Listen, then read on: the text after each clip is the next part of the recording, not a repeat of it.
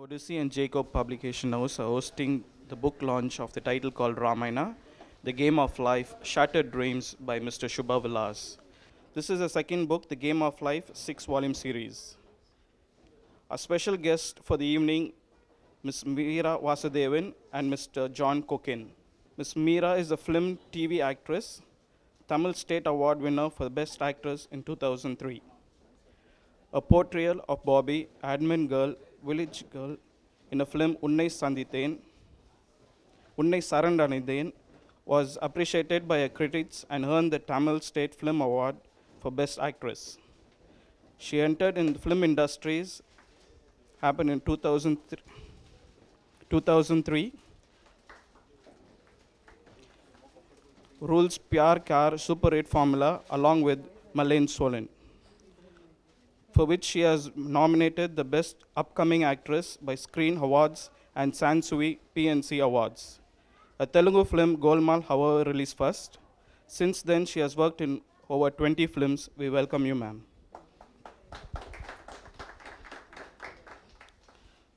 Starting his career at Hotel Grand Martin Shatton, Mumbai, after a degree in hotel management, John Cokin caught the attention of the fashion world after a modeling assignment came away. Actor John Cokin is a few face of villain Mollywood today. His first film was Kabalam in 2006. Apart from Malayalam, he has worked in Telugu, Kannadam and Tamil films. We welcome you, sir.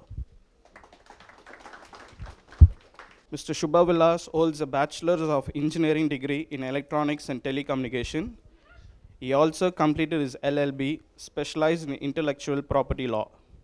He began his career in Tata Groups and later joined the international law firms in Bangalore, which he quit to serve the society at large, taking care of publishing house Tulsi Books, which has published over 10 books under his leadership. He now consults and guides students in the area of leadership, overcoming failures, managing stress from various colleges like IIS Bangalore, BITS Milani, Goa, Jamal Bajaj Institute of Management Studies, Sydney College, and many more. His leadership seminars are popular with top-level management corporate houses.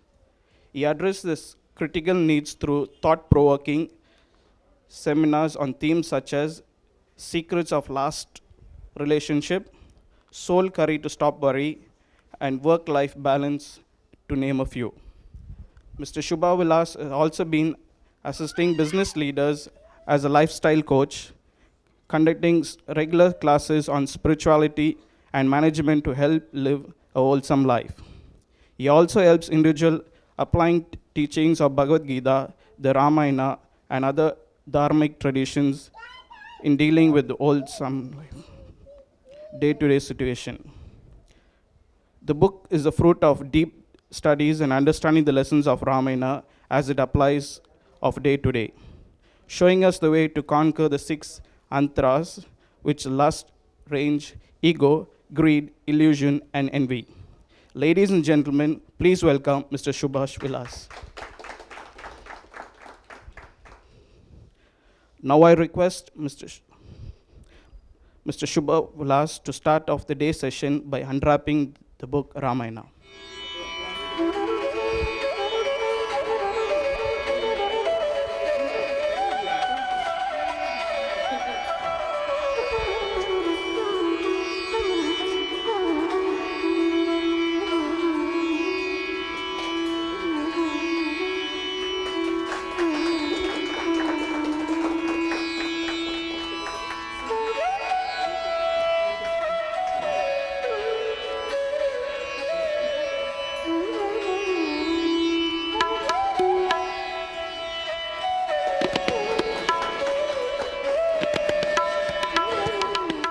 I would request Mr. John Cokin to say a few words about the book. A very good evening to each one of you present here.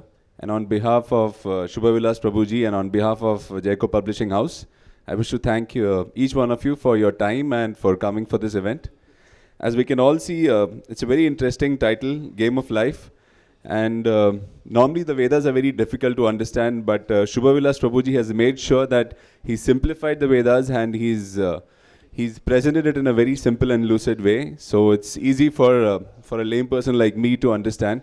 So I'm sure that each one of you would have a great time reading this book. And I sincerely hope and pray that this may be the next bestseller in the market. Thank you. Before I start speaking, I would like to offer a few prayers.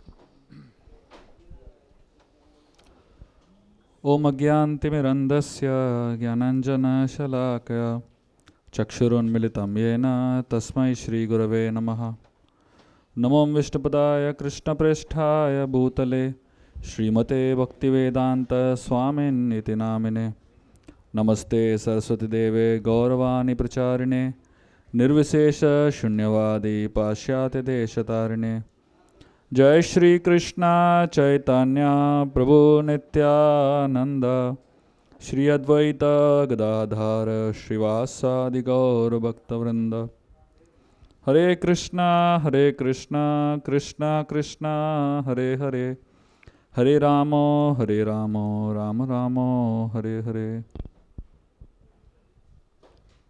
Very honored and happy to be amidst all of you all here. So many faces I know for decades. So many faces I know from my birth, literally. And so many of you all I don't even know. But I am honored to be amidst all of you all and serve you all in some small way. So as it is mentioned that this book is about the Ramayana. Ramayana is one literature that has captured more minds than ever any other novel in the past. Probably the greatest and the longest standing novel in the history of civilization is the Ramayana. It has stood the test of time much more than the Mahabharata. The Mahabharata was written 5,000 years back. And if you study the Mahabharata, in the Mahabharata, Yudhishthir, the Pandavas, they constantly refer to the Ramayana. That means during the time of the Mahabharata, during the time of during 5,000 years before, the Ramayana was rampantly prevalent. So you can imagine how many thousands of years, lakhs of years literally before this book was known. Of course, that being said, it doesn't mean that this book is irrelevant today. Any book that has stood the test of time actually is a book that can transform us even now. And therefore, I have decided to write the Ramayana in 6 volumes. Each volume will be one kand of the Ramayana. There are 6 kands in the Ramayana. So this particular one that we are releasing today is known as the Ayodhya Kand, which is the second volume of the Ramayana. So I would like to share with you all some very interesting stories from this section of the Ramayana and also some lessons that we can derive from these stories. So most of you all would know to some extent or other the stories of the Ramayana. But whether you all know the application of the stories of the Ramayana, that we will learn today. So I'm going to share with you all some stories, and along with the stories, the lessons that we can learn how to apply the stories in our lives. The heart, the mind, there are different needs of different aspects of our life. The mind needs entertainment. And therefore, we go to watch movies, we go to play games. This is known as manoranjan. Manoranjan means entertainment. But along with manoranjan, along with the entertainment that the mind needs, the intellect needs enlightenment. And therefore, a story that can provide both entertainment and enlightenment is a story that will last the test of time. Today, there are hundreds of books in the market. We are sitting in a bookstore which is filled with just books. Many of the books are known as fiction, or rather, some of them are even known as pulp fiction. Pulp fiction essentially means that you read it and trash it. So, if Ramayana also was one such fiction, then there was no need to refer to it again. But the fact is that this is not one such fiction. This is something that can stay in your shelves for lives. And practically you can refer to the same book hundreds of times. So as I'm going to share with you all some stories from the Ramayana, I will be reading some lessons that we can learn from the stories. So I'll be reading the lessons that we can learn from the story directly from the book itself, so that you have an experience of what the book looks like, or rather reads like. So here is the first story from the Ramayana. This story is a story of Lord Ram's coronation. So Dasharath, he had to take a very important decision in his life, the decision of who's going to be the successor. In his mind, he was very clear that he wanted Ram to be the successor, but he called an open court. This was the assembly of some of the biggest and the most important people of Ayodhya brought together. And in addition to that, all the subordinate kings were called. His ministers were there, his gurus were there. Practically the most important citizens of Ayodhya were there. And in such an assembly, Dasharath declared that he wants to step down as a king, because he feels that he is like an ox which has become old and it can't carry so much load now. So he is requesting the citizens of Ayodhya to please allow him to step down so that Ram can become, so he wants to appoint Ram as the king. And he asks everyone, what is your feeling? What do you all feel? Should Ram be the king? What is your opinion? As soon as Dasharath asked this question, there was a tumultuous sound in the court of Ayodhya, and practically the sound was so deafening that almost eardrums were splitting. Every citizen of Ayodhya said simultaneously one thing: Ichamam, Raghuveeram. Every citizen said, we want Ram to be the king. The citizen said, you get down, let Ram be the king now. Now Dasharath got bewildered when he heard this, because he was thinking, am I such a bad king that so many years I've ruled y'all, and then y'all are suddenly saying that get down. As soon as I'm even suggesting that somebody else be the king, you are so enthusiastic. So the citizens of Ayodhya, they said, it's not your fault. The only fault that you have is that you have a son like Ram.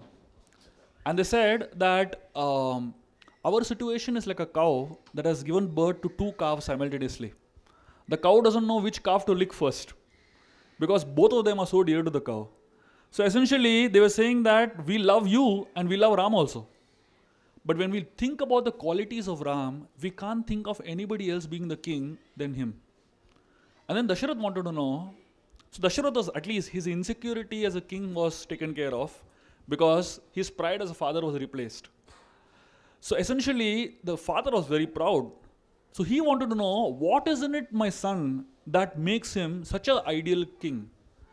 So essentially, the Ramayana talks about many qualities that the citizens of Ayodhya describe, which make Ram the ideal king. Today is a world of packaging. If you do not package something nicely, even if the content is good, people are not ready to accept it. So what I have done essentially is that the same story and the same content that is there in the Ramayana, I have packaged in a way that a modern audience can understand. So there are many qualities that the citizens of Ayodhya enlist, which talk about what is the qualities that Ram has as an ideal king, which make him an ideal ruler. Today, everybody wants to know what is Ram Rajya, but nobody knows what is Ram Rajya. And here are three very important qualities that an ideal king should have. The citizens of Ayodhya, of course, if you open the Valmiki Ramayana and read this, you will say, Arey, what is this? I made it up. But I have not made it up. It is as it is in the Ramayana, I only repackaged it. So essentially, the citizens of Ayodhya talk about three qualities that an ideal king should have. The first quality they talk about is talent. So they give a list of all the talents that Ram has, which make him an ideal king. Talent is like a sword. If you have a sword, that's not enough. You should know how to use the sword. Talent without application of that knowledge is useless. So Ram not just was talented, but he knew how to use that talent in the perfect way for the upliftment of the citizens of Ayodhya. So the citizens of Ayodhya, first thing they said is talent. The second thing they said is that, which the quality that makes Ram endearing, they said is the quality of attitude. So talent brings you to the bridge of success, but good attitude helps you to cross it. So essentially, talent without good attitude is like sweet rice without sugar. You may be extremely talented, but that very talent becomes your enemy if you do not have good attitude along